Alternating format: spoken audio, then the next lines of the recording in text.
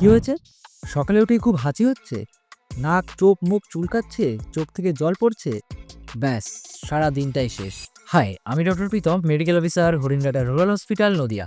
আর এটা হলো allergic rhinitis. আপনার যে সমস্যাটা হচ্ছে সেটা মূলত ডাস্ট অ্যালার্জি থেকে। না, ডাস্ট অ্যালার্জি না, ডাস্ট মাইট অ্যালার্জি। আচ্ছা, মাইট কথাটা কেন বললাম? কারণ ধুলো থেকে হয় না, হয় ওর মধ্যে থাকা একটা পোকা, যেটাকে আমরা ডাস্ট মাইট বলি। তাহলে এটা প্রতিরোধ করার উপায়? বালিশ, বিছনা এগুলোকে যথাযথ পরিষ্কার রাখতে হবে। সপ্তাহে অন্ততপক্ষে একটা দিন এর কভারগুলো কেচে রোদ্রে দিন। পারলে তুলোর বালিশের বদলে সিনথেটিক ফাইবারের বালিশ ব্যবহার করুন। আর আপনি যে ম্যাট্রেসটা ইউজ করছেন তার প্লাস্টিকের কভার কখনোই খুলবেন না। তার উপরে বিছানার চাদর পেতে ঘুমান। শীতকালে ব্ল্যাঙ্কেট ব্যবহার করলে সেটা ধুয়ে রোদ্রে দিতে হবে এবং ব্ল্যাঙ্কেটের ওপরে কাপড় চড়িয়ে ইউজ করতে হবে।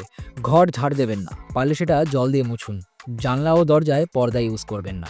আর ঘরের মেঝেতে মোটা কাপড়ের কার্পেট ব্যবহার করবেন না। ঘরের জানলা দরজা খুলে দিয়ে রোদ ও বাতাসকে আসতে দিন।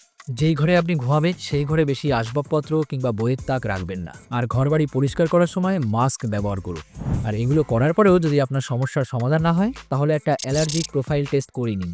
তাহলে বুঝতে পারবেন কিসের থেকে আপনার এই সমস্যাগুলো হচ্ছে। আর এই পরীক্ষাটা একটু এক্সপেন্সিভ, কিন্তু একটা জিনিস এক্সপেন্সিভ নয়, সেটা হলো আমার এই পেজটিকে ফলো করা।